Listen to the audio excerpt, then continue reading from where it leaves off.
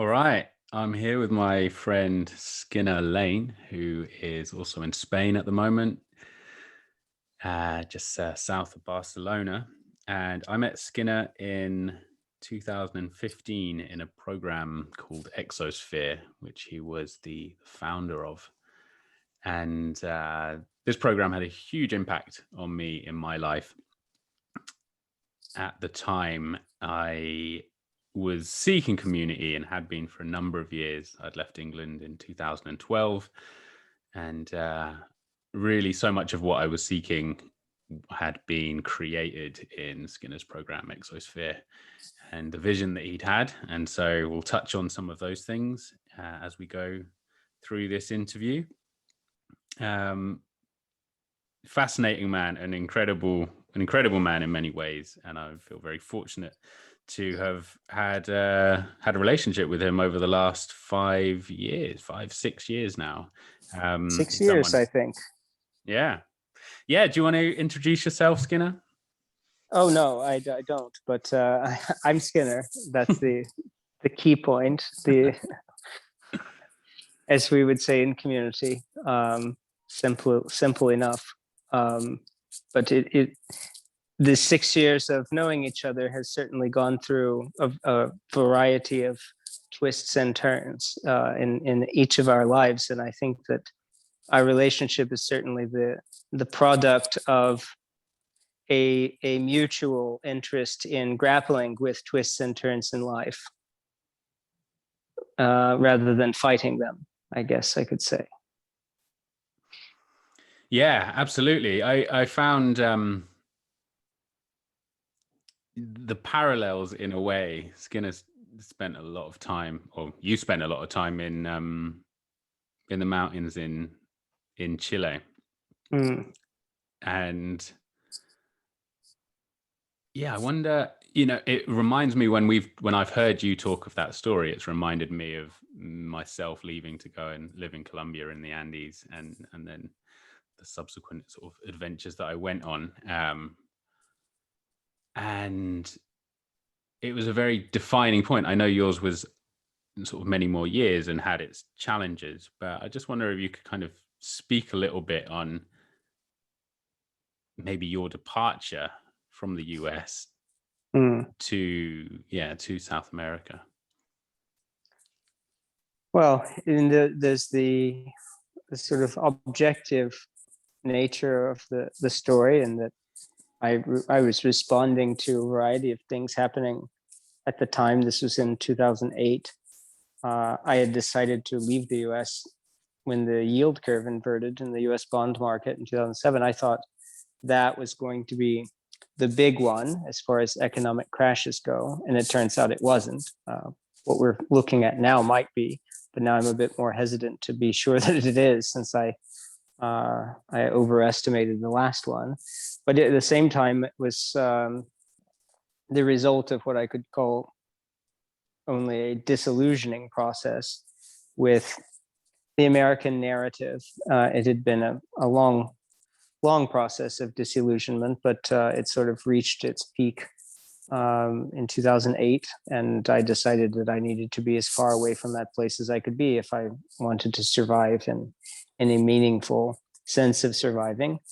And I thought I had picked, based on all the right objective criteria, a great place to go. And of course, in the most important of senses, it was the place I had to go, because the experiences that I had there and the way that I had them caused me to go through a series of more disillusioning processes that were rather necessary, because ultimately I don't want to live in delusion. So that means if one doesn't want an illusory life full of false information on their map, then the only option is to be disillusioned. But it is always, I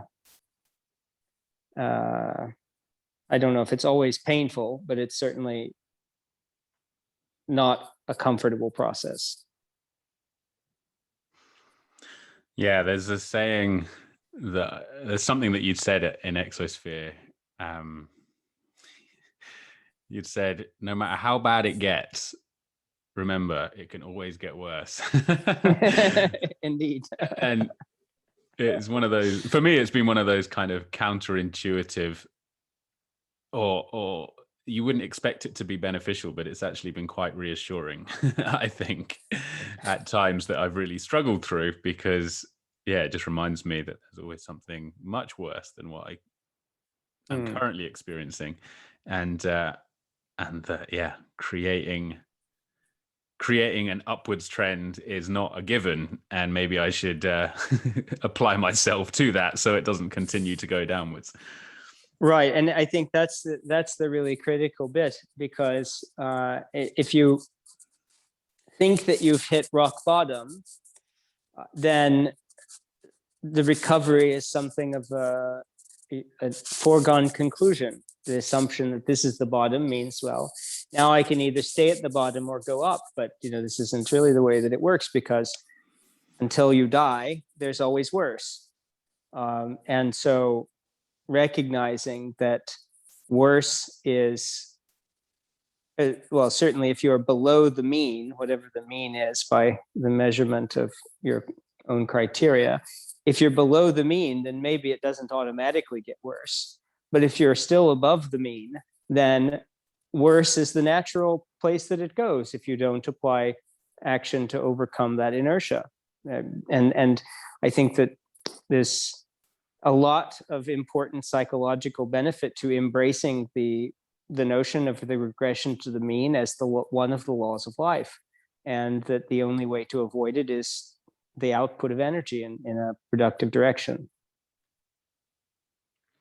Yeah, so I feel like I want to go towards the birth of Exosphere from this. In a way, Exosphere's tagline at the time was "Disturb the Universe," which is from Ralph Waldo Emerson. And it's from Eliot. There we go. Yeah, it's from the love song of J. Alfred Prufrock. Ah, that's the one, which we did a fair bit of reading. Yeah, it was a favorite of many students to do some of this literary stuff. Yeah, so this so from where you were in the mountains to seeing this vision of Exosphere, what were the kind of actions that you had to take? What allowed you, was having a big vision necessary to kind of pull you out of the mountains and back into action? Or, in hindsight, was it much more smaller things? I know community building, which is something I want to touch on as being a very powerful part of my journey. Was it the need to be around more people who shared a sense of vision, or to gather around? What actually drove you, inspired the action and allowed you to continue to the point where, for many years there was a successful program? Yeah, I guess the what I needed to get out of where I was the view was an end state, or at the time what I thought could be an end state of living in a community, an intentional community environment, and then to the extent possible replicating it or bringing it to other people. That was what was motivating me at the time, and what I thought, because I was living in near isolation, and had been for a couple of years. I was not completely alone, but in many senses, I was. It was worse than being completely alone, because, at least for myself, to be in a situation, and in my case at the time, a relationship that was particularly unsupportive and mostly hostile, alone would have been an improvement. But what I knew for sure I wanted was to not be alone, and also not to be in a kind of adversarial relationship. And I didn't want to merely be with one person in the sense that I knew that I needed the input and contact with a lot of people, of different varieties of people, to regrow my creative capacity and my own curiosity about the world, because it had more or less dried up at that point. So the vision was not really I would say I needed it from the perspective of feeling like I was trying to do enough. But the motivator was really in figuring out a way to attract people to where I was, who wanted to think about life in a different way, who wanted to take the scalpel of analysis to life, and not simply take things at face value. And that was the overwhelming motivation for me in the situation, in which I was living in a house quite far outside of the city of Santiago, that due to strange circumstances was periodically without water for long periods of time. And that brings some clarity to what you want, dealing with those, because it's a very difficult day-to-day life when you're having to figure out how water is going to get into your house. And I guess this is why I was always, even before this period of life, I was quite inspired by the stories of the Desert Fathers, these early Christian monks who left Europe in the 3rd and 4th century because they felt that European Christianity had already become too corrupted. So I can't imagine what they would think now. And they went out into the desert to live ascetically. And the heat, the struggle with water, all of these things certainly inform one's spiritual perspective over time. And even though I wasn't in quite that severe of a circumstance, it was enough to see the poignance of some of their reflections on life. Yeah. There's something I can't relate to having to bring the water in every day. I'm fortunate enough to where on this little piece of land that I have running water. But I do feel sort of familiar with a lot of the challenges that have come with just simply maintaining things that are so often taken for granted when you're in a more established civilized setup. And I know that the thought crossed my mind when I went to Gran Canaria in the last year. I took a holiday and I stayed in an Airbnb, and I had, for the first time in years, sat on a sofa. And I remember feeling like, oh my God, this is amazing. And I remember feeling that I had all of this energy in this environment because, one, it was rented. Two, it had all of the appliances and everything that I need to just get on with the day to day. And I compared that to the sense of, so often when I'm on my property, there's this kind of endless list of things that can really suck on my energy, which are great. Right. They're the things that I want to do, but it's kind of, I recognize that you can't do it all. Well, I can't do it. I mean, no one can do it all. And I'm just much more aware of what I can do and how I wish to direct that energy. And I guess what I'm sort of getting at and relating to your story is that there's sort of bumping up against challenges that people of old used to have, and recognizing your limitation and recognizing the resources that you do have, and it all becoming a little bit more tangible insofar as being able to make a choice of what you would like to do with the life that you have. And and in your case, it sounded like, okay, well, I want to be around people, I want community, I want to organize something, I want to I want to make my life sort of mean something and create something, and that brought you off the hill. So community building for me, we went through 8 weeks of community building that was based on Scott Peck's work that he describes in his book A Different Drum.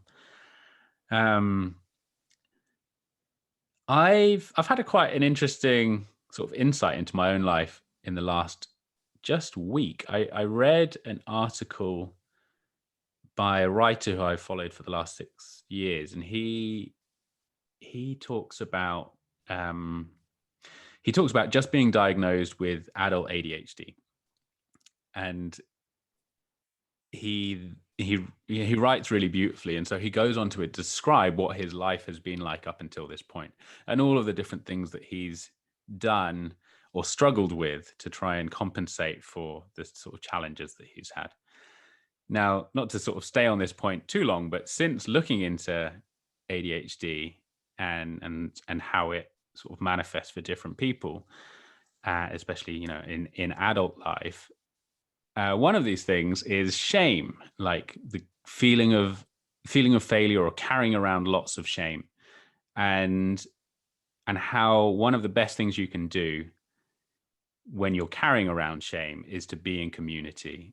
And Hmm. whether these are masterminds or a course, being part of a cohort, finding a way to change your current circumstances so you're around new people where you can begin to trust that they are actually there for your betterment. They're not there trying to judge you, and they're wanting to see who you are and wanting to see the best from you and for you to show up and express the life that you can do.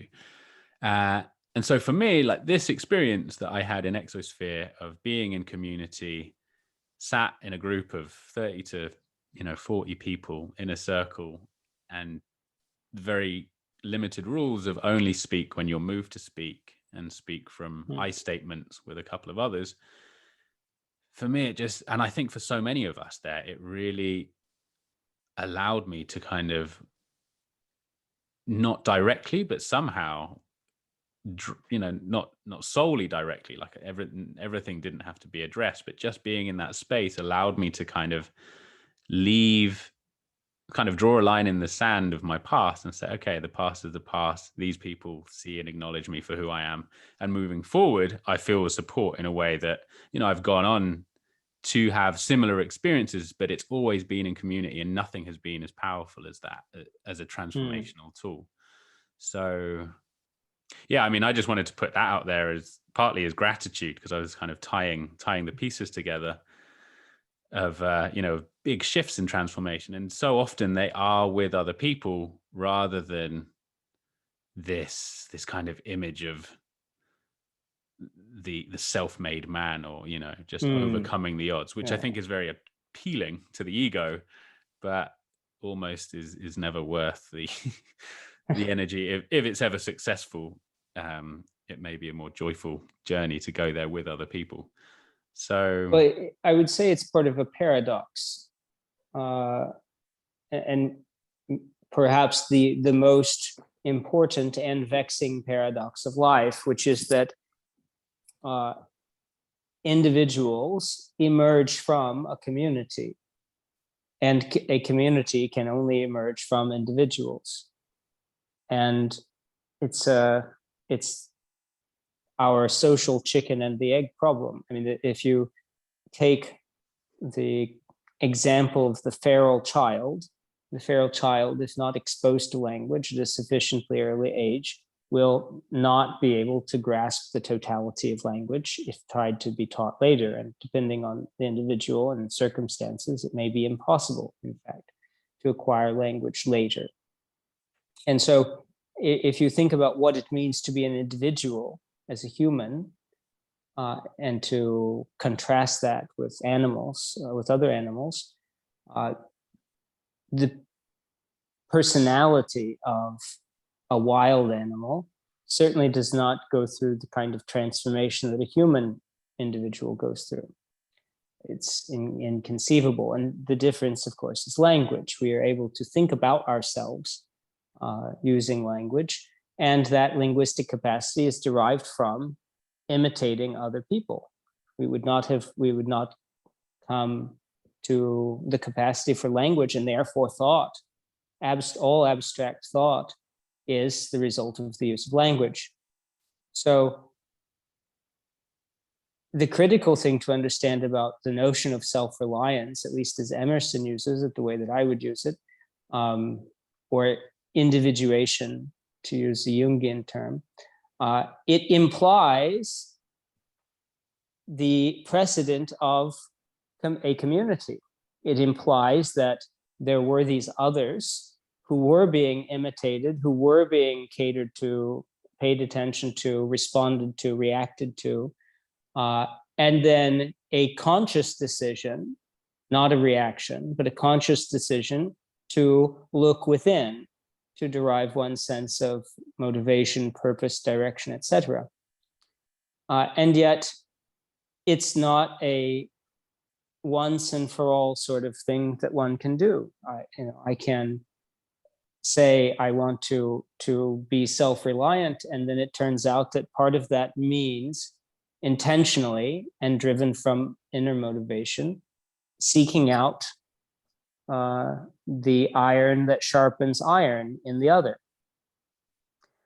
And in fact, I don't know how I could be self-reliant if I could not, pursue that. It would be because when I'm trapped only in my own thoughts and without any form of exchange, the air becomes fetid, and there's no escaping that. And so community and self-reliance are not, in fact, contradictory elements, but they are necessary complements, because on the other side of it, a community is, as Peck describes, is a group of all leaders. And it is impossible to be a leader if one is not first an individual, because the herd can move in whatever direction the herd is going to move. But if there's to be leadership, conscious leadership in the herd, then it has to cease to be a herd. And that means individuals have to emerge from it in order to benefit the group. And so you can't, it doesn't matter which way you try to squeeze the balloon, the air just moves to the other side. So I think that you also cannot have community without self-reliant individuals. You will end up with a cult, 1, 2 people who then their personality becomes the model for imitation. And that also doesn't lead to creative, innovative spaces even for the person who's being imitated, because then they become trapped into the pattern of needing to portray what now has become the standard, since they were used as the model for the standard. And then that puts a limit on their ability to grow and change and evolve as an individual. Yeah, I think this is a great opportunity to move into this idea of a creative economy and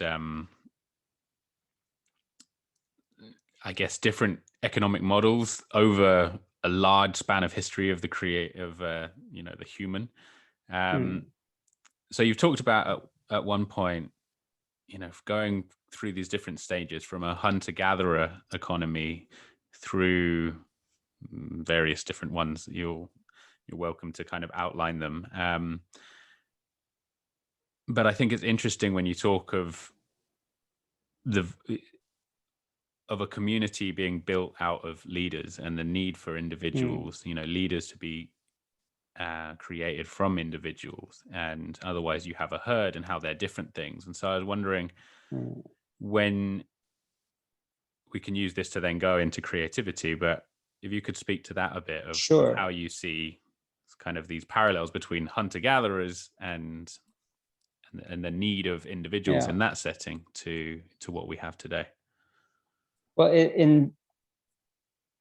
of course, hunting-gatherer economy, you could also call tribal economy, because hunting didn't take place in complete isolation. It wasn't just some guy in his cave who went out looking for a wildebeest to slaughter for himself. This is not ever how humans lived. It's also not how primates live. And we can't escape the fact that that's what we are and what we've come from. And most mammal species that engage in hunting also are doing so for the benefit of a broader group of this species that they habitate with. So the hunting, what we could say about the hunting and gathering economy, the tribal-based system, is that it required some leaders, but most of the forms of behavior were built on unconscious patterns that were not questioned, not even really able to be questioned within that framework. And so this is, and that's why the agricultural revolution was truly a revolution. You know, we use the term revolution to mean a lot of things that are not truly revolutionary, but the agricultural revolution was a real revolution. And it's not that we weren't growing things in the forest for thousands and thousands of years, tens, if not hundreds of thousands of years before the agricultural revolution, but the idea of the permanent settlement and terraforming the land, really dramatically changing the nature of the land. This was a huge change in human behavior around 10,000 years ago. And the industrial economy was an extension of the agricultural economy, because the agricultural economy, with these permanent settlements, it made possible cities. And then the city had to be, because the city was a changed landscape, then it required a periphery that supplied it with food. And so then, and this is how we get all of the ancient forms of imperialism, are just cities trying to ensure that they have enough periphery to supply them with food and enough defense of that periphery to keep the barbarians out, whoever the barbarians were to a particular culture. Whoever the other was the barbarian. And then what's happened now is we are entering I would say entering / exiting the last stage of the Industrial Revolution, which has been an ongoing process for several centuries now, is that we are going back toward a hunting and gathering mentality by necessity, because the long-term stable structures that provided food through familial and kinship networks and the inheritance of property, which was the way that food was provided intergenerationally, that system has been on a long decline since the beginning of the Industrial Revolution. And so we're returning back toward forms of tribalism, so far still unconsciously. And my argument would be that what each person is sort of responsible for in their own life is becoming a conscious participant in that transition for their own benefit. It should also, I would imagine, benefit other people, but it's I think that just out of a sense of survival, a person ought to be saying, okay, the idea of stable long-term sources of income, if it isn't directly related to the continuation of agriculture itself, can't be taken for granted anymore. And so hunting grounds have to be learned and understood. And so people who want to be in this detached nomadic or semi-nomadic digital career life, something that isn't just farming, I think have to adopt the mentality of the hunter-gatherer, but intentionally building the social tribe or context in which they can do that work, because it's not going to be built for them. The genetic tribe is no longer available as an option, and won't be, and can't be. And all of the attempts to somehow recapture those old forms are at best futile, and at worst really harmful. So it's about embracing the fact that you can't be on your own, even if you would like to be. It doesn't mean that you aren't responsible for everything that's in your life, because you still are. But part of that responsibility is to understand that the complexity of making it in this very tumultuous, and what I expect to be increasingly tumultuous world, is embracing the fact that that hunting and gathering also means hunting and gathering of relationships with people with whom one can interact productively and usefully, instrumentally in the world. And then we come right back around into the need for community building, because if you aren't born into a community, then you have to build one. Yeah, absolutely. I think this brings me to this idea of finite and infinite games. And if, one of the main infinite games that we play is that of relationships. And we can explore what the difference is between these two types of games in a second. But, I think for me, having been on this journey for the last decade of really seeking community and seeking to be in relation to people that are, wanting to carve out something, I think at different times of my life for different purposes. So, maybe at one point it was a sense of necessity or survival that I wanted to be around other people as the driving, the primary force. And then, but also underlying all of them, there's this sense that this is an adventurous life. This is a really creative life to kind of, form a little war party and go and do something, make a change in the world. And I think from that stage, this is something I feel like a lot of people talk about, and yet doing these things in ways that have not been sort of created and verified and acknowledged by the status quo, you run up against a lot of challenges. I think business, for example, is one way that people create relationships and head towards a common goal. And business is far from easy. There's a lot of challenges that come in business relationships. But that's just one form of game in a way. And I think that community building, or the types of sort of interactions that we're alluding to here, have even more challenges, because they're not necessarily the payback isn't necessarily just in profit, which can, when everyone's being paid, that can do a lot to sort of alleviate some of the other difficulties that come up in the challenges of relating. And I think that at some point it's easy to turn away. And so another big passion of mine is the idea of these leadership skills in relationships, because these are tools, tools that can help everyone, help everyone create that win-win. And so profit is one way of making something a win-win. If everyone's making money, then everyone's winning.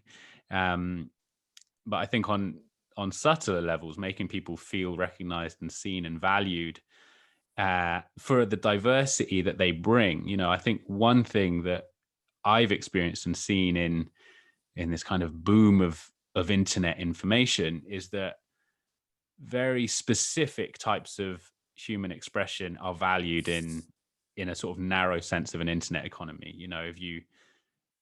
If you can write a lot, if you can broadcast a lot, you get paid, and I know that although I've found a lot of value in being parts of internet groups and communities that are text-based, it hit the wall for me where I realized, like, it doesn't actually make me feel like the value that I bring.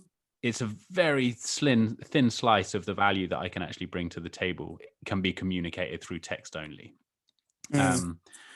So what I'm getting at, I guess, is as we form these communities, there's a lot of kind of trial and error. And I think that it's only trial and error. Yeah.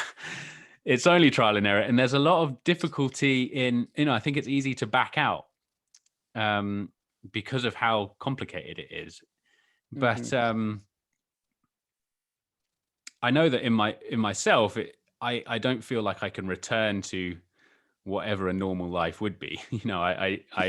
I'm committed to just keep forging forward and building these relationships. And the beautiful thing is that as time goes on, over over the last decade, it's really remarkable how I feel related to certain people that really see me for who I am. And and I'm excited to see where that goes moving forward.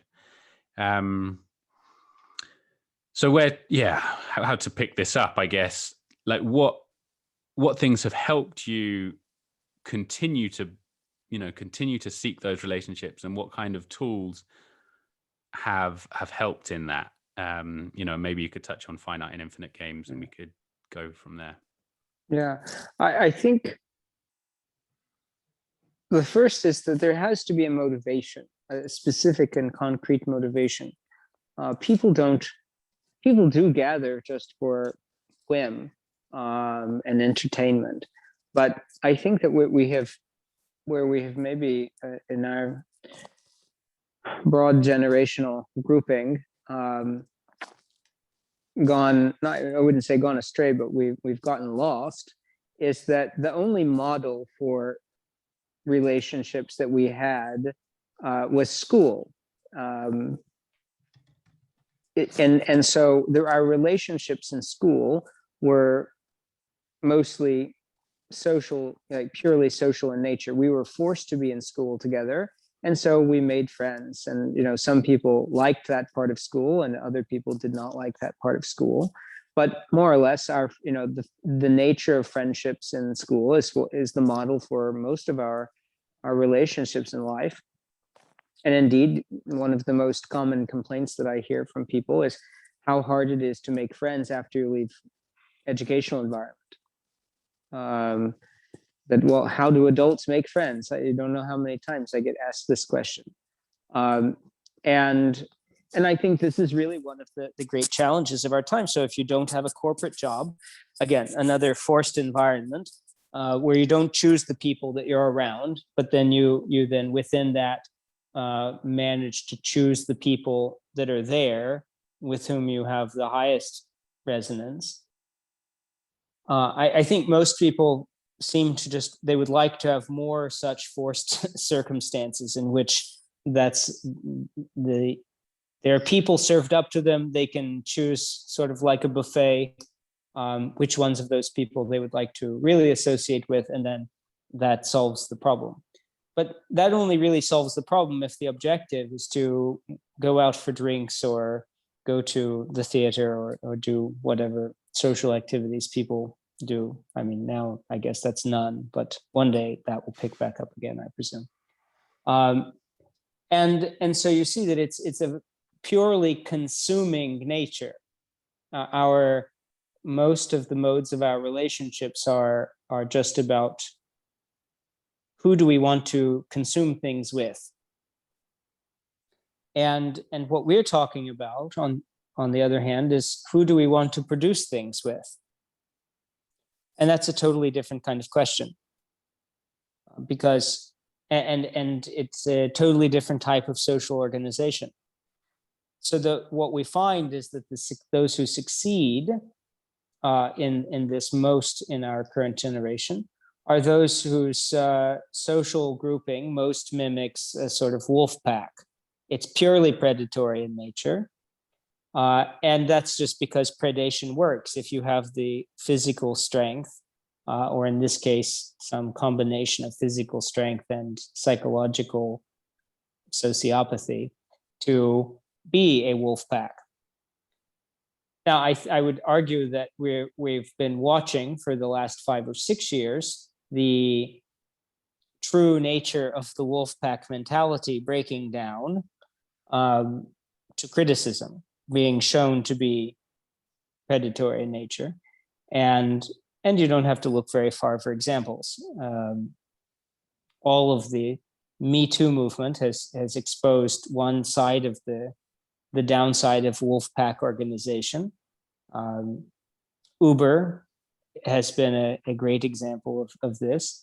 And so if it's not just the go out and hunt and kill whatever you can kill mentality, well, then you have to go a lot deeper in the relationships, because it's easy to establish a pecking order in a wolf pack. Whoever can win the fight is on top and determines what happens for everybody else. And so long as there's at least a little bit of crumb shared around to those at the bottom of the pecking order, they remain inside of the game, or if they just don't have an alternative, then they're stuck.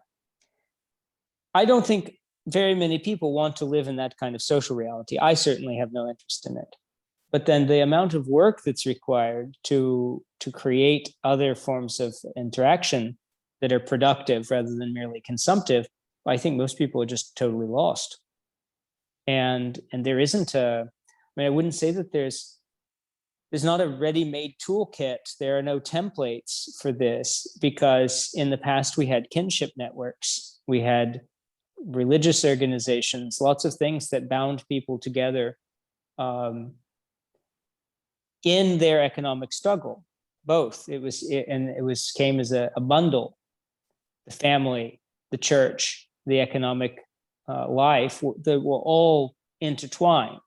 And then the Industrial Revolution and the social revolution that's come along with that has gradually abstracted every piece, every layer away from that intertwined model, because people said, but I'd like to have the prosperity, but without, my grandma's friends saying to my grandma that she saw me out with so-and-so and doesn't know what I could have been doing there at that, all this kind of stuff, which if anybody grew up in a small town, you still see the residual effect of that.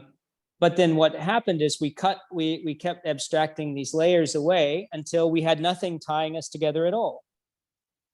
So, okay, well, the job can now come from this nameless, faceless kind of organization. It can provide me a job rather than a person providing me a job. So then it's just about how I look. But then you can see the downside of a system of employment based on appearance, which is precisely the system that we have. And so this is why a lot of people who are not in a functioning wolf pack are struggling a lot at the moment with what to do with this. So the first step, I think, is simply embracing that there will be no final answer to it, that it is an infinite game. As Karst defines it, an infinite game is a game that is played for the sole purpose of extending play. It is not played for the purpose of winning. Finite games are played for the purpose of actually ending the game. The whole point of the game is for it to come to an end and therefore a conclusion. And so in this new gathering economy, abstracted gathering economy that takes place mostly in the digital world, and in this place we have to understand how to rebuild our physical world ties in ways that aren't looking simply to score a point, to have a short-term achievement that then is disconnected from other things. And I think that we're in the dark, all of us. There's no clear way to do this. And I think that's what's causing a lot of the malaise and despair. And the pandemic has exposed, I think, a lot of the phenomena that were already there, but we were able to kind of turn aside and look because we were too busy. And now we've not been too busy. And so we have to face up to it, and have to face up to the fact that our children's generation won't have even the luxury of the pretense that there's another way. All you have to do is work hard at school, and then you'll be offered an opportunity, and then you'll be set for life because it will lead to a successive chain of opportunities. This promise is gone. Yeah, I mean, this is where I have found the work of creativity that I've been doing with Jill Badonsky over the last 3 years just, immensely powerful as as one of these tools or ways of understanding the unfolding of life, the process of life, um, as a creative process. And so I agree that so much of the model of school and the industrial economy has been based on these outcomes. If you follow these set of rules, you're going to get this outcome. And Mm. for a period of time, that was fairly reliable. You can follow the recipe and enjoy the Mhm. cake. Um, A very short period of time, we should note. yeah, tiny amount of time.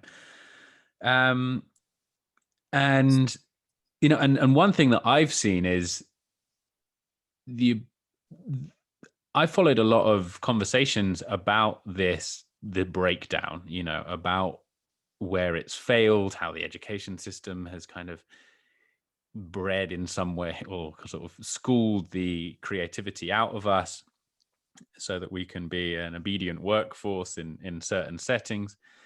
And that's one thing, the kind of the critique of the system, but really the tools of how to go about surviving in this in this new way.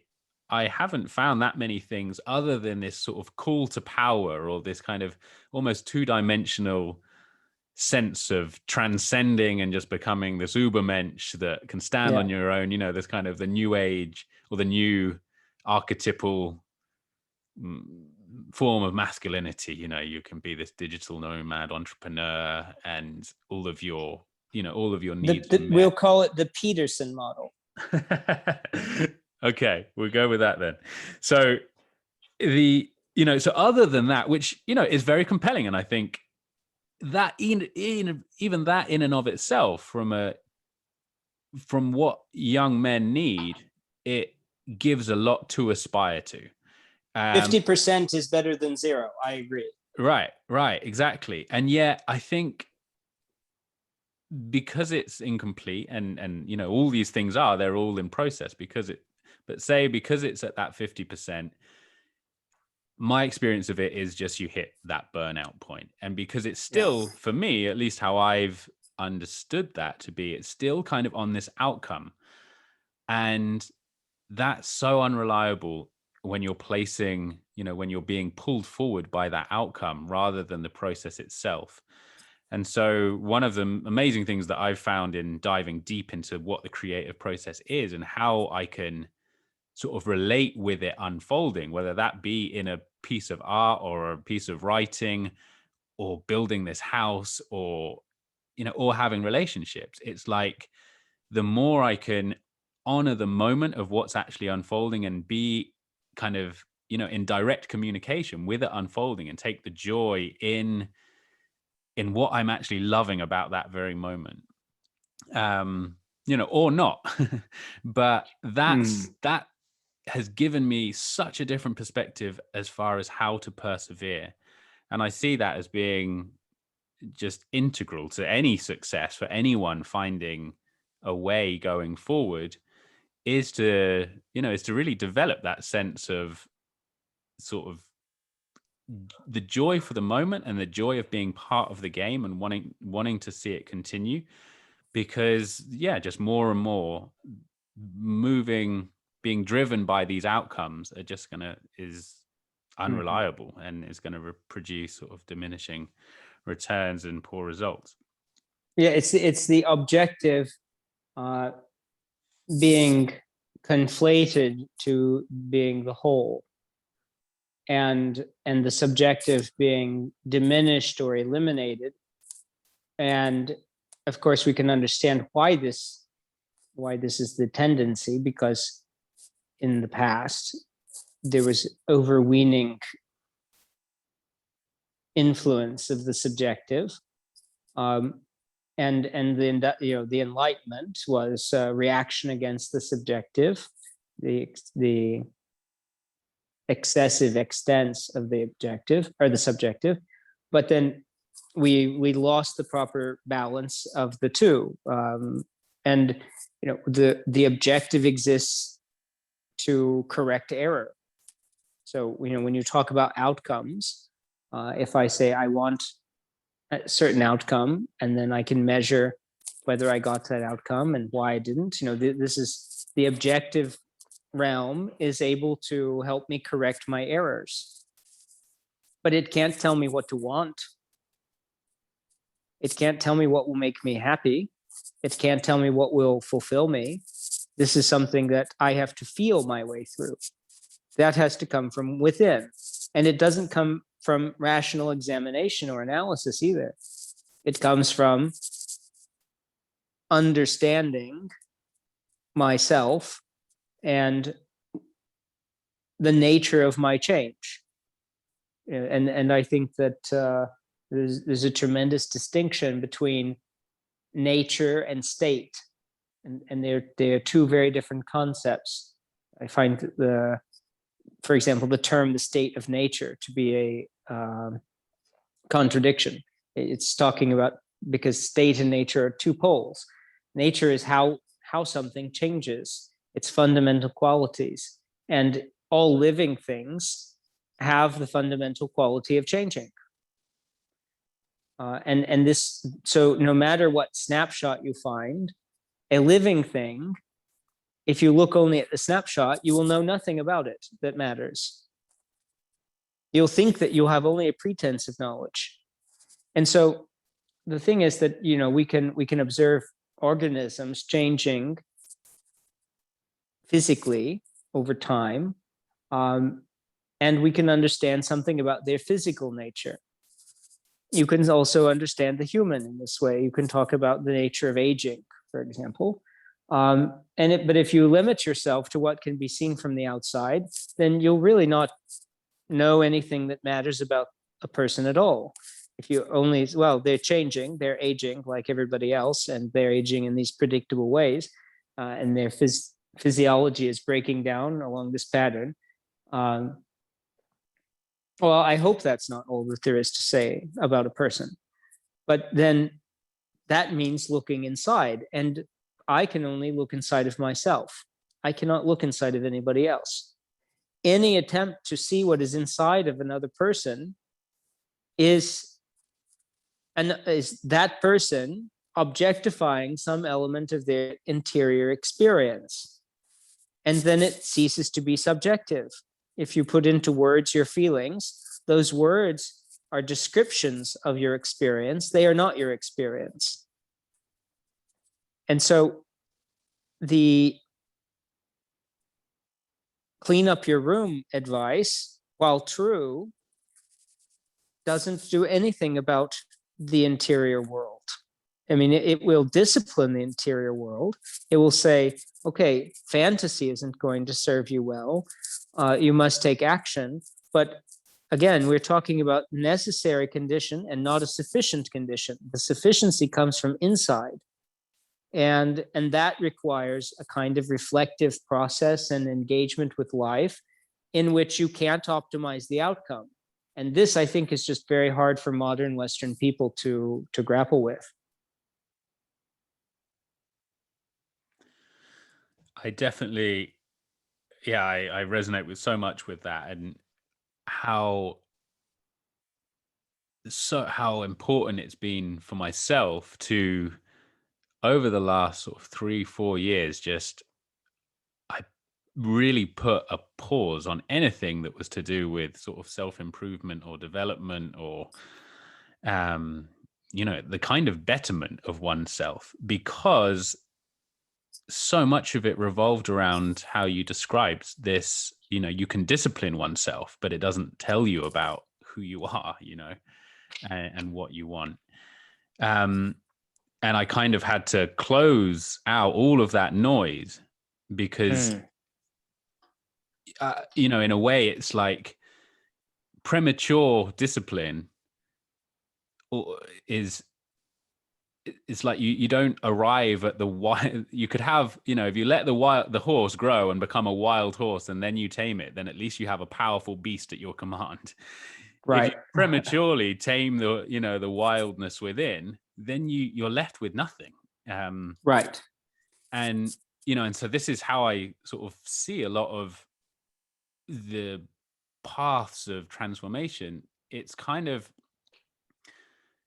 because it's easy to sell, it's the only thing that you can really sell at scale is the route of disciplining, the route of kind of the Right. formula, follow these steps. Like you turn everyone into an average and you can sell everyone the same formula. And yet to Yeah. really help someone discover that flame within and show them how to kind of nurture it and blow it, and not show them, but help them figure it out for themselves until that becomes a roaring flame. And then it's like, at that point, when you're going way over the mark, it's best to rein it in, what I think or have experienced. So,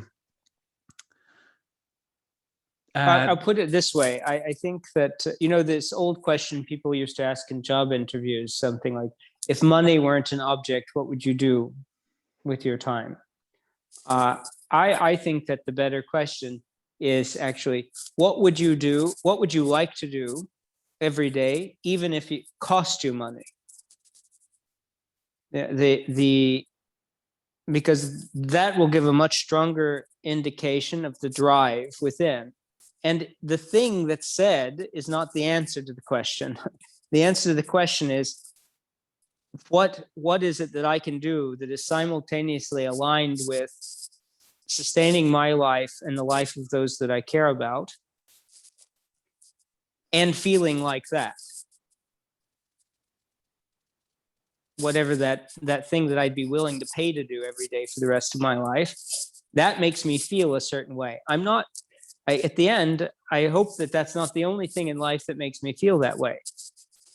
So I have to go out and find a way, carve out a life that is aligned with all of these other things that I have to do as minimum criteria to survive, and aligned with this subjective sense of fulfillment, achievement, meaning, or whatever. But the minute you say to somebody, what would you like to achieve? What are the outcomes that you want? Then it's already all lost, because then you're saying, okay, I need to pick a goal and then drive toward that where that place is. It's a waypoint.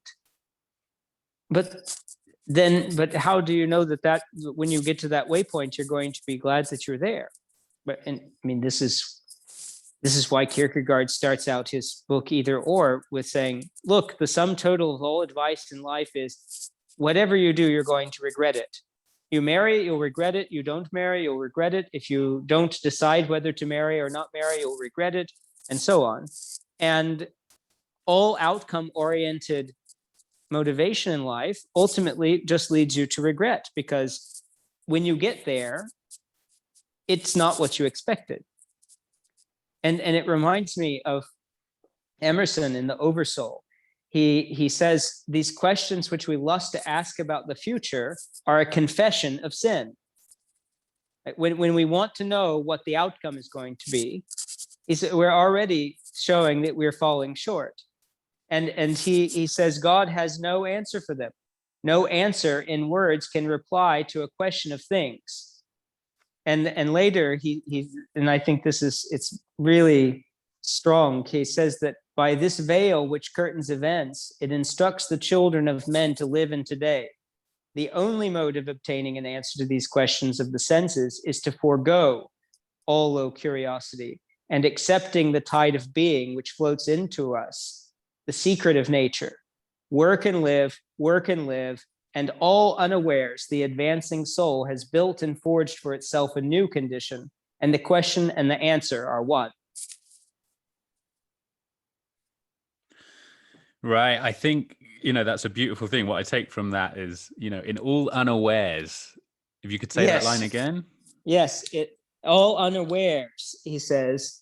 See, my memory only works in sequence. I have to rewind it. That I understand, yeah. He says, let me think here. Forgo all low curiosity and accepting a tide of being. I know, it's I guess before that. Yes, all unawares the advancing soul has built for itself a new condition. Yeah. So and this is, it's preceded by this quick, the key phrase for me is actually the part that comes before: work and live, work and live. And then it's like, forget about it. Don't your 5-year plan, your 5-year goal, this is in your way. To use one of Huxley's phrases, it's a God eclipsing delusion. It's you standing in your own light, trying to imagine for yourself what you could achieve. When if you just get out and do the work, you'll achieve more and different and better than what you thought. Yeah, absolutely. I the two together, for me, it says that thing. It's kind of the chop wood, carry water enlightenment thing in a way. Yes, It's yeah, like, exactly. that really is all there is. Do the work and, and live your life.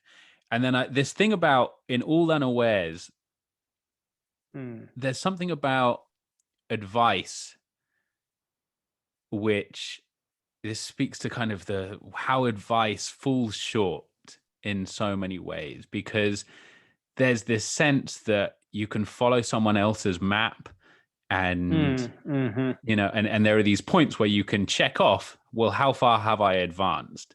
And it's not that to say that advice doesn't have a place, but I think what it is so often is a description of someone else looking back at what they have done, not what they set out to do, kind of. Exactly. So even this thing, I'm very skeptical when anyone is selling something online and says, look, I've made all of the mistakes so you don't have to. It's missing the vital thing, that the only reason they're there is because they made all of those mistakes. And you can't, and maybe they're in a position or it's valid to listen to them. But I think that approach, that we can't shave off and optimize for this sort of stuff, which goes to what you said earlier. Yeah. It's like cooking. If you only ever cook by a recipe and follow exactly, you'll never know anything about cooking. So with this sense of, you have to deviate from the recipe, we're back into the vast unknown and having very little to kind of comfort us. Well, I would say we have a lot. It's only a little if we don't see it in the right light. Right. We have all of nature to comfort us, because all of nature is operating in exactly the same position that we are, which should be very comforting. Yeah, well said. And I've got a friend, Hans Kamain, and he talks about the unknown as this dark forest, and it's going back to the relationship part of, if you're in a dark forest, it's nice. You don't know where you're going, but it's nice to hold someone else's hand. And, and when we've explored leadership and the unknown and, this nature thing of like, really, you don't need to know, you don't need to have a plan. And leadership so often is just taking the first step, and that is enough. And I think it's amazing. It's really important to think of like, what is enough? And enough can be very little. And, and so moving through the creative process, just giving yourself permission to say, actually, that's good enough.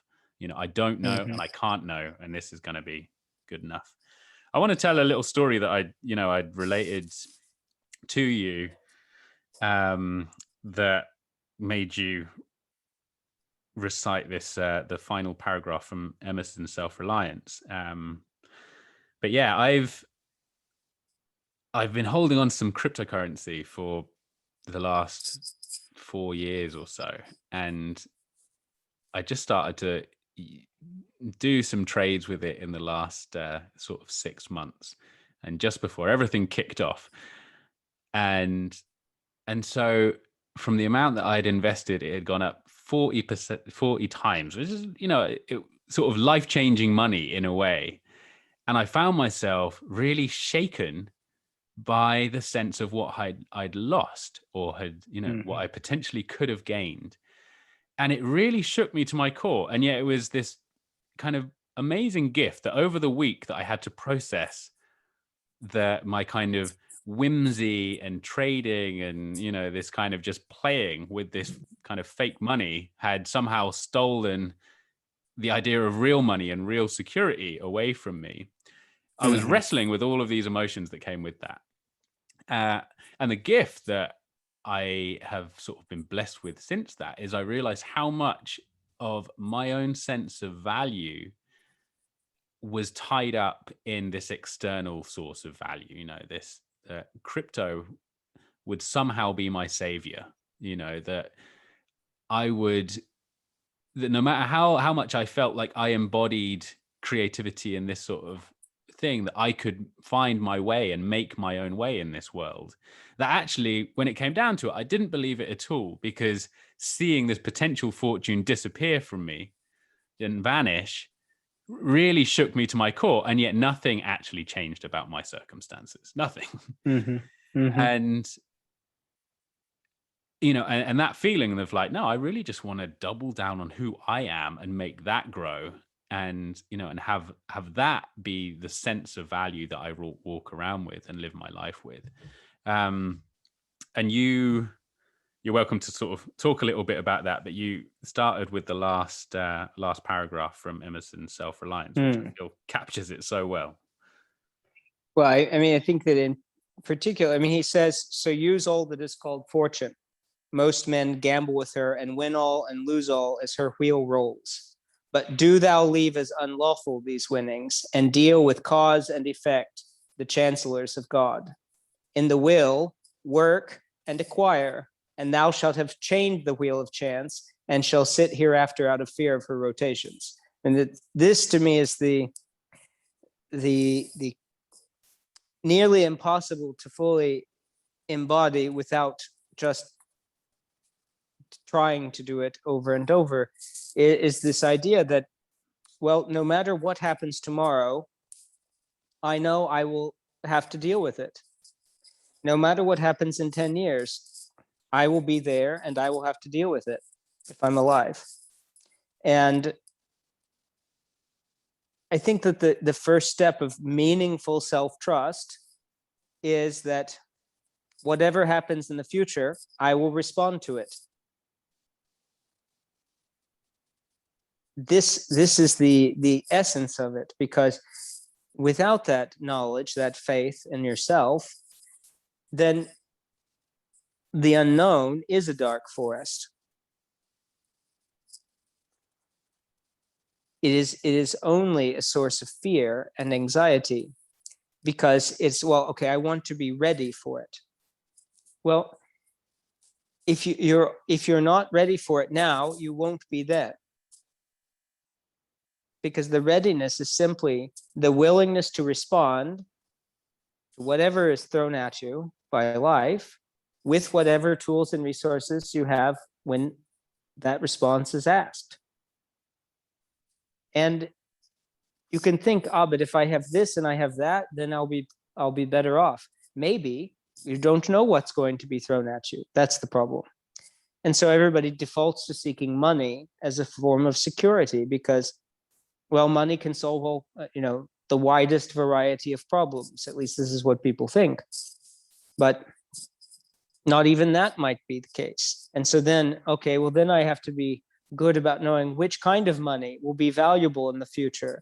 And you just get wrapped right back up into the same, so that you see that there's no escape from that. I mean, having a piece of agricultural land that you can physically defend is the closest thing to security in the future that I can think of.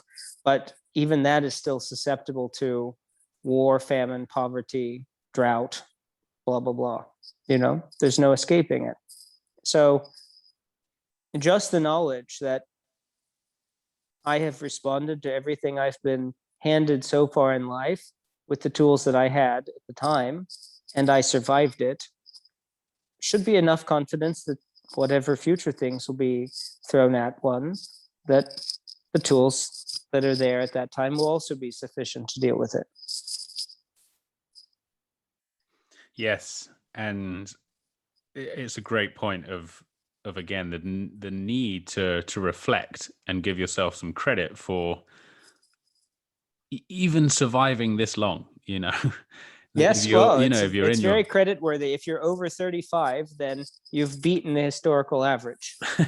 yeah, exactly. And I think that's another thing that is easily missed in the sort of milieu of transformation. It's like you really are enough. The fact that you've even got here, you've got an incredible toolkit at your disposal that you've responded to a whole variety of different things, and and managed to keep playing.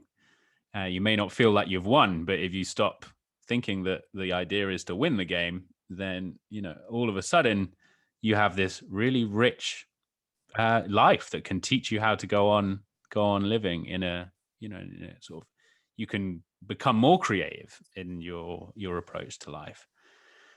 Do you want to? I think it would be nice to finish that paragraph with the Oh next yes. section.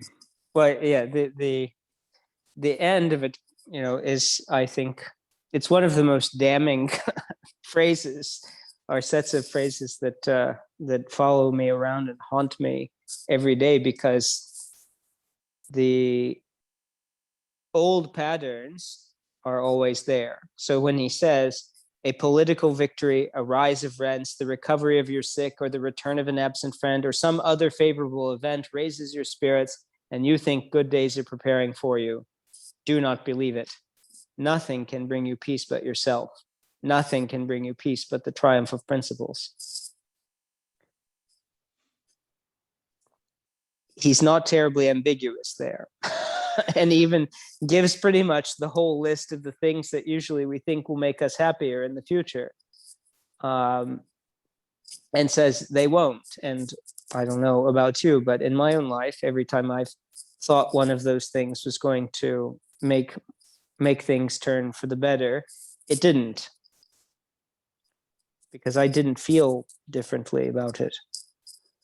I mean, Yeah. even with even the pandemic, in the negative sense, you've known me a long time. I've been talking about things like antibiotic resistant drugs, antibiotic resistant bacteria, and other things that I have been worried about for a long time that I imagined could happen in our lifetime. The coronavirus pandemic is sort of just an example of something like that did happen. And I remarked to many people at the time, about a year ago, when lockdown started and the only thing there was to do was talk on the phone, was saying, I feel very differently about it now than I did when I was imagining it in the past. And I think that that's something that wore on for me throughout this whole last year, was seeing that even though I was not in the state of material preparation for everything that happened, that I wanted to be when the next crisis hit. In fact, I was in, from my own perspective, one of the weakest objective states that I'd been in a very long time. And it forced me to look inside again in a way that I hadn't since I was in the mountains. And this was but it was because my expectations about the event itself had not been met in many different directions, but also because my expectations for myself had not been met by the time this external event struck. And then I realized that there was nothing to do except do what I could inside of the mess with the meager tools available. That there wasn't going to be some right moment, and there never was going to be, but it took this external event to jar me back into my own sense of reason about it. Yeah, that's thanks for sharing that. I think that's a very sort of honest exposure of how, in a personal case, of how these things take place, despite having all of the sort of theoretical understandings that actually, when these situations catch up with us, we could see how far off how far off the mark we were, or Yeah. how far off the path we were. Yeah, the only thing that the theoretical stuff is beneficial for is if one is able to recognize when it is materializing in front of the eyes, that that's the lesson of those Mhm. words. This is where I have to apply that. Otherwise, it's useless. And this has been said in many ways by many people. St. James said, "Faith without works is dead." Well, that's what this is. Faith without works is the same as theory without application. It's expressing precisely the same sentiment. Yeah, the other thing you said reminded me of this Mark Twain quote. I've lived through some terrible things in my life, some of which actually happened. Yes. Yeah. um, but yeah, I want to touch on this idea of expectations. The expectation of wanting to be somewhere where you weren't, or expecting a certain outcome from the pandemic, and how much energy gets lost to our expectations, and how much action or how much energy is taken away from action that we could be taking. Being in the process rather than being in our minds and the expectations, or even while we're in the process, having fast forwarding and having our mind go to is it actually working out? Is it going to take me to where I want to go? And how Yeah. I know that creatively, high expectations can just absolutely kill the creative process. Yeah. I'm also sort of musing around this idea of how much control we actually have over our standards anyway.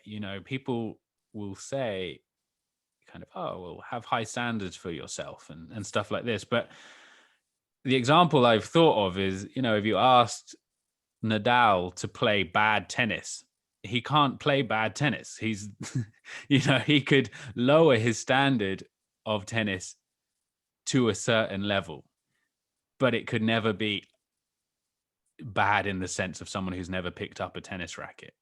And Mm. so there's part of this, in this exploration of, what is it to lower your expectations and just give yourself over, surrender yourself to the process, to the act of creating, and, and be pulled forwards by whatever you're being called to, Mm. and that we don't, beyond that, it's just about sort of practice and repetition, and that will change the actual outcome. But it's similar to that line of, like, all but unawares, you will look at Yes. how you've advanced. And it's Yes. because you're giving yourself over to the practice, show up, do the work, Mm. and care very little about how you're judging at the present time Yeah. what you're producing. Let me give you an example of it's a more mundane example, not in the grand vocational sense, but I think it illustrates the point rather well. It applies to the vocational. I by nature, I'm something of a hypochondriac. I'm blessed and cursed by also being an iatrophobe. I don't like doctors or hospitals. So being a hypochondriac who doesn't like doctors, it presents a bit of a conundrum. One of those is that I've become very good at diagnosing when I really have something wrong with me and when I do not. Um, but the hypochondria manifests itself in various times and ways. And I had noticed some tremor in my hand a couple of months ago, and my hypochondria immediately said, you're getting some kind of degenerative disease. And so then I started, this invokes a bit of paranoia. And so then I start like analyzing my hand as it's putting the key in the keyhole to open the door and picking up every object. And then all I could notice was that my hand wasn't functioning the way it was supposed to. Every time I was observing it, trying to do what seemed like a task that it should do. And so, this fear built up more and more in my mind, until I found myself literally running into a wall and all these other things. And I realized at a certain point that it was actually all in my head, that in the process of trying to analyze every action to look for evidence of this, that I was failing in the action because I was analyzing it while I was doing it. And I had to kind of reboot so one of the things I did actually in process of this was I completely gave up caffeine. I said, well, the one thing I can control right now is to see how much of my jittery nature is just from caffeine consumption. And so I quit caffeine and I said, I'm not going to think about things anymore when I do them. I'm just going to go back to living the way that I was from before, 1 month before. And sure enough, I don't notice any problems anymore and don't notice any failure of function.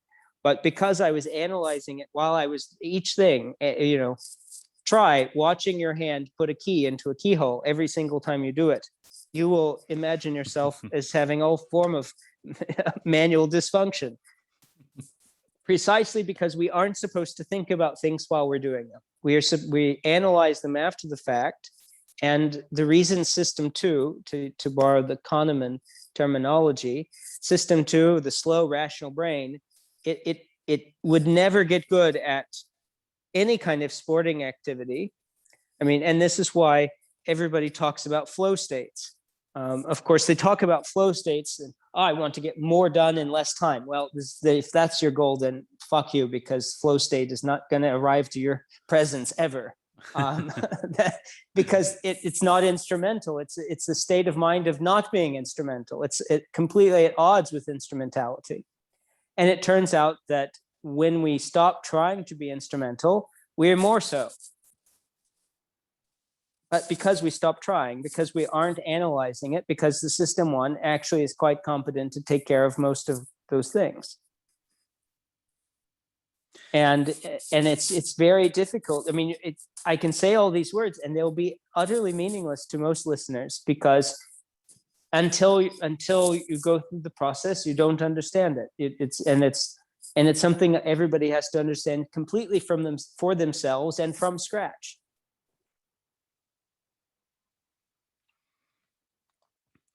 Yes, that makes me think of a few things. And again, the theme here is really like, what is that self-trust? It's the self-trust in that your system 1 has maybe got you this far, as with a bit of system 2, perhaps. Maybe I'm butchering the idea. No, you're right. And it definitely needs a good dose of system 2, but not as the ongoing mode of operation. Right. And, and so with this extra layer of analytical stuff, in some way, I've just got this allergy to how much I see maybe system 2 process-based thinking pushed on people that are trying to start endeavors, And so I've got this endeavor and there's just all of these people trying to sell you their step-by-step plan or this kind of thing or the formula. And so these are all kind of this analytical thing before you've even got any motion, So workflows or productivity or all these sort of things, you need to actually have work before you can look at how to refine the process, And I think that the fear, like the creative process is a scary place to be. And so we look for certainty. And so it's easy to think, oh, well, I'll save myself time by going this route or that route. Maybe slightly different, but this other thought I had, I think we're sort of, what am I trying to say? There's so much that we lack as far as self-trust goes. We're so often looking outside of ourselves to find this other authority, and we're scared to sort of author our own life. And I find this shows up in so many different manifestations, even those things that would otherwise be helpful. But because we have this, we're looking at it as a sort of savior of some sorts, that we distort it in a way that's unhelpful for us. So an example, this is a personal example. I'm not sure how, how thorough or valuable this is, but the thing of mindfulness, for example, when you're washing up, an example that's often given is when you're washing up, bring yourself to the presence of all of those beautiful soap suds, and kind of really bring yourself into the moment of the actual action that you're doing. And I see a lot of value in that. And yet, maybe because the brain works in a binary, and I think if you have this negativity bias, this bias towards looking at what you're not doing rather than what you are doing, suddenly you can look at, oh, wow, I've been washing up wrong for the last 34 years. My parents would have been very lucky if I'd started on day one. But, so however long I've been doing this, I've been doing it wrong. Or there's a way that I could improve what I'm doing to be a better human, perhaps. And I'm sure that's not the point. But it's so easy to look at all of these examples of how to be a kind of better human that we forget that, well, actually, when I wash up, I have these incredible daydreams that maybe, that may be just as good in and of itself to be in that space, that just simply how we naturally live and show up. Let's give value, let's give credit for that first before we're looking to change it for what someone else is saying. Yeah. Oh, yeah, completely. I completely agree. I think the way I would frame it is that if system 2's advice to system 1 is, hey, quit making all these mistakes, then everything is lost. I think that the idea of, the reason people spend all the time on the internet reading things about the thing that they want to do rather than doing it is that they don't want to fail. And by fail, I don't mean fail in the broad sense. Unfortunately, that's the kind of failure that has been normalized by like the startup community, and I find this kind of detestable. Not necessarily because people should be punished for failure, but fetishizing it doesn't work either. When it's actually the small failures that I've learned to embrace and learned the value of embracing, the daily failures and the daily forgiveness that's required from those failures, because that's what allows me to keep going. That's what allows me to get up and try again. Because if I don't forgive, I give you an example. We're building a mushroom farm here near Barcelona, and I imported a bunch of machines from China, and one of the machines arrived defective. And at first I was just berating myself. Oh, you should have done this, you should have done that. I did my checking, I did my due diligence, and all these kind of things. But I was still beating myself up. Ah, yes, but you just shouldn't have done this at all. You should have waited. You should, all this kind of stuff. And I realized, okay, if I continue like this, I won't continue to take actions, because the safest way to avoid failure is to do nothing. I can't make a mistake if I do nothing, but then I do nothing, which is a much bigger mistake. And that seems very obvious and yet very difficult to actually implement into life. And it's okay, I have to, whatever mistake I make, I have to forgive myself for it. This is, for my personality type at least, somewhat terrifying to say out loud, much less on recording. Somebody might use this against me in the future.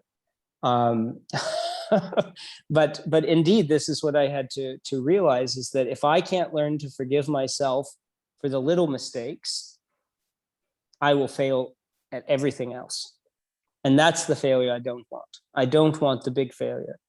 And it only comes from trying to avoid failure, which is a paradox, but it resolves itself when one realizes that the macro failure, the failure at the infinite game, is quitting. And quitting can take place in the form of paralysis and a variety of other things that one wouldn't say, I quit, but the net effect is nothing is happening. So that's quitting. And the only way to avoid that is to first get rid of all these fears of failure, all the fears, period. Fear of mistake, fear of being judged for mistakes, the fear of somebody saying, oh, well, you should have known better than that. You should, all this kind of nonsense. And it's in this that I've come to more appreciate Emerson in Self-Reliance, when he says, he was talking, he's telling a story about talking to some guy he knew from church, who said his ideas sounded like they came from the devil. And Emerson responded, well, if they did come from the devil, then I will live as the devil's child.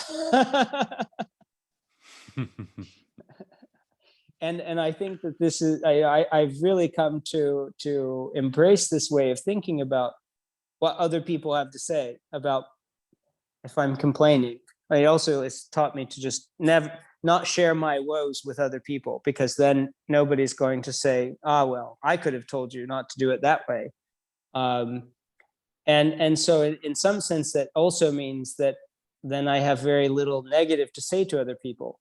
And this has improved the quality of my conversations, because I'm not using that time to talk about something that will only engender more negative thought and reaction. And that's where, at least for me, I arrived at this understanding of when Saint Paul in one of his letters says, so meditate all that is beautiful and lovely.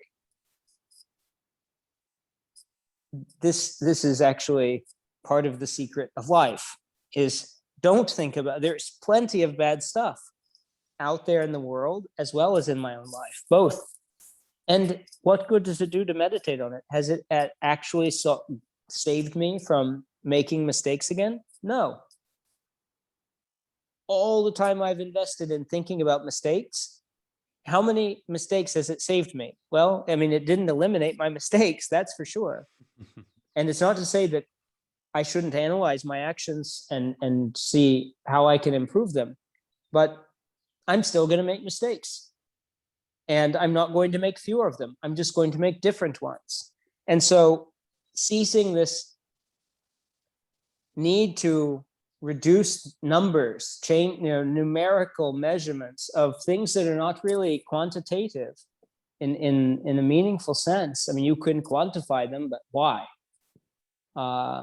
And simply embracing that the quality of being human is, in some part, making mistakes. And the quality of being a successful human, happy human, is moving on from them. And that it doesn't require a lot more analysis than that. Yeah, I love that you bring up forgiveness in that. I think it's such a powerful piece of the puzzle, which is never mentioned. Failure is talked about all the time as almost a mark of success, and yet it's these tools of kindness, in a way of allowing yourself to make them, learning to forgive yourself. And I say learning because I think it is, it is. Sure, it is. And again, perhaps one day when our education differs and it's less about having the right answer and it's more about the process of engaging with the question, then, we may, I would hope that those muscles of forgiveness are practiced a lot earlier. Yeah. But even there, Nick, I would say that the point is that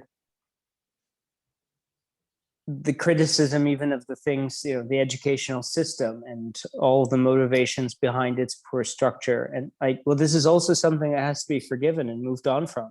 And I see far too many people in the personal responsibility crowd blaming education, which is the opposite of personal responsibility. Mm-hmm. Yeah, absolutely. Absolutely. And and it just goes back to that thing of like, where things have been optimized differently, I would be in a better position than I currently am. If wishes were horses, even beggars would ride, as the old saying goes. Right. Yeah.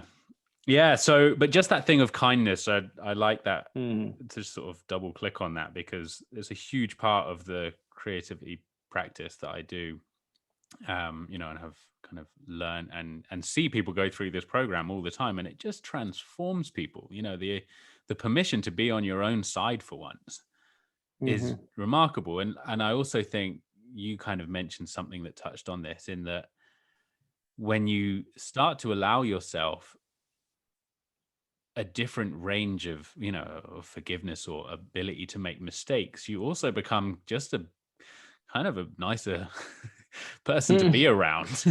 Yes, Because what we don't forgive ourselves for, we don't really forgive others. If they're very distant from us, then we can, at least in my experience, like I can be very forgiving of people's actions, that, of someone else's actions.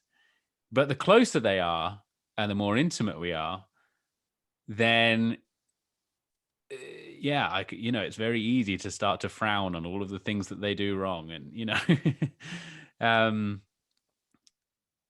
but that's because that's the way I treat myself in the intimacy of my own mind. I feel like I should have known better, or I could have done better, or I didn't do my due diligence, and all of that. So yeah, I found that this, forgiveness, self-kindness, a kind of much gentler approach to all of this has benefited me tremendously. And it's also the only way to live in the present, because people use the phrase so badly and disgustingly that I have to hold my gag reflex to say it myself. But the reality is that we only are in the present. There isn't another place in which we are, time-wise. Can't live in the future, can't live in the past. Emerson says that regrets are a form of false prayer.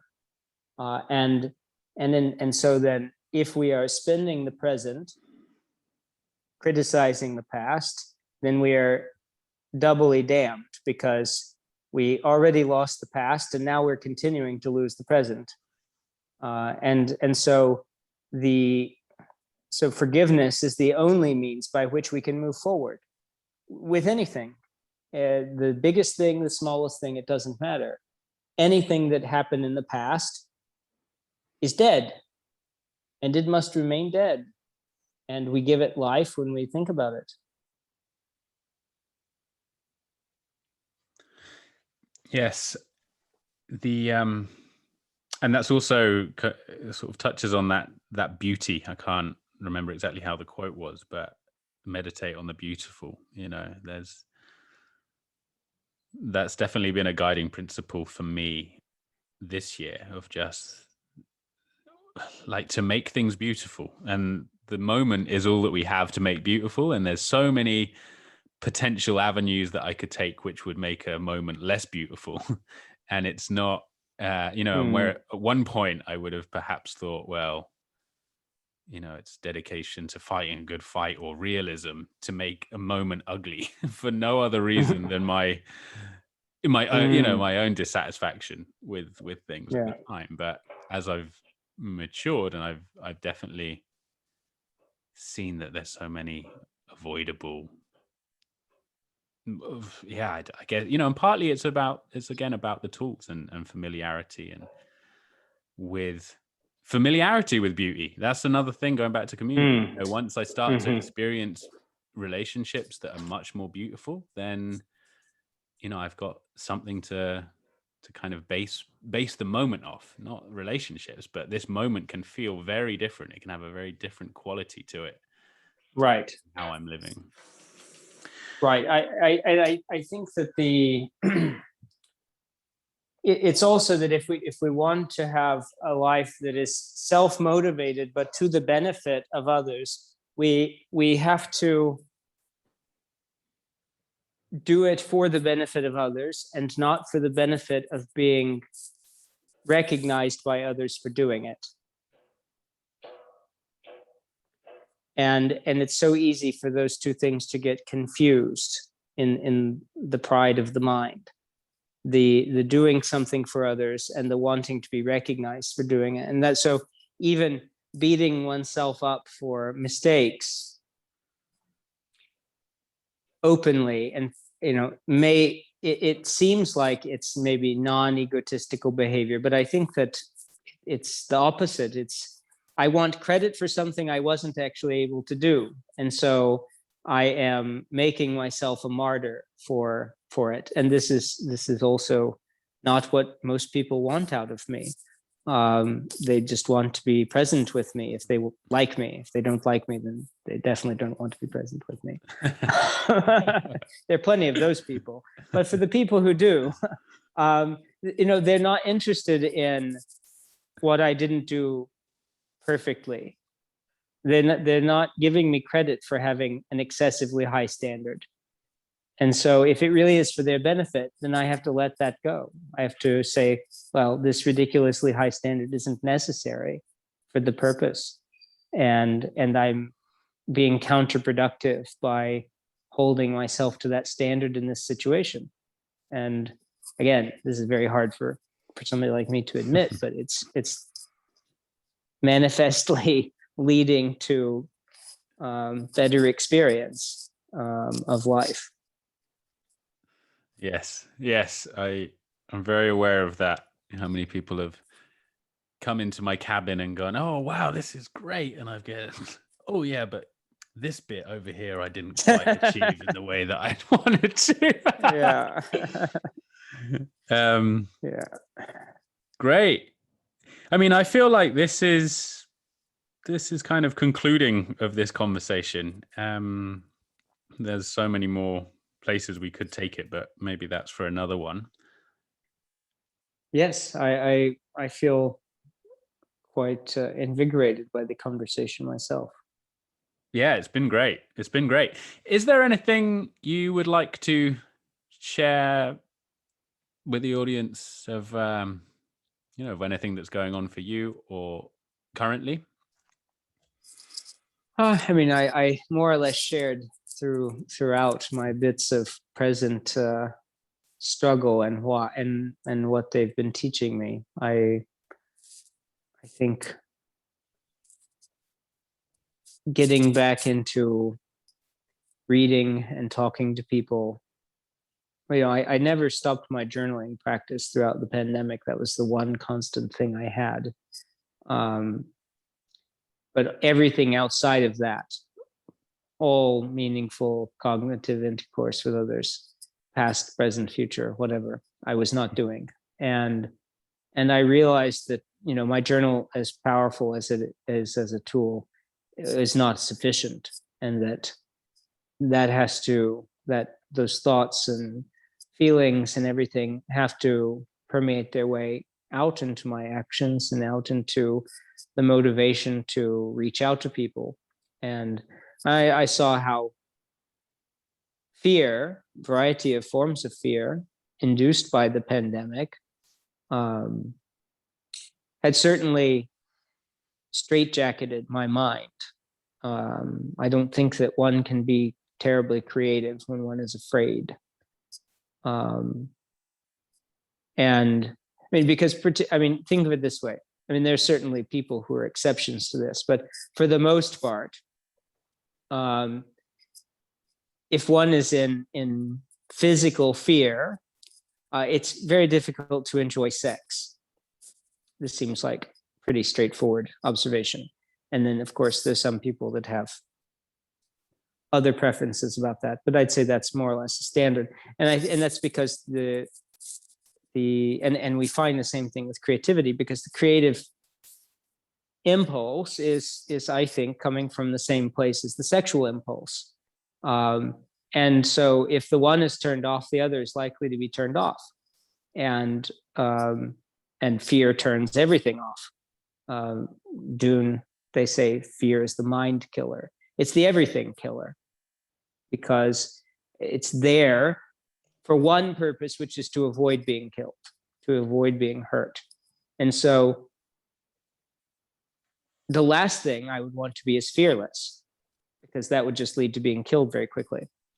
But at the same time, I want to manage that fear, to bring it under the control of my subjective sense and not let it ever dominate.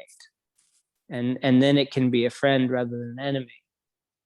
And I think this is really, for a lot of people right now, also a great challenge, and still, remains a great challenge for me, to open myself back up and be outgoing, even if I can't still be physically outgoing in the ways that would be nice to be, to start that process now, because as this thing winds down, there's going to be a huge lack of people doing things that are necessary, and it's going to open up all kinds of space for the creative impulse, but it won't be there if I'm still trapped in my fears. And so, just like recovering from a physical injury requires some physical therapy and exercise, there's a certain sense in which the mental trauma of being confined and being worried about getting sick and these other things, they have to be worked out, but they aren't going to be worked out by sitting in a therapist's office whining about problems from childhood either. And so I think that my encouragement to the audience would be to understand that talking about the past and the traumas of the pandemic, it's probably not going to be the most healing thing to do. But moving forward and responding to the new circumstances with creative energy and love, that's much more likely to deliver. Some wonderful words to end on. Skinner, thank you so much. This has been Thank you for conversation. having me. It's been thoroughly a pleasure. Yeah. Well, I look forward to catching up soon. All the best. Indeed.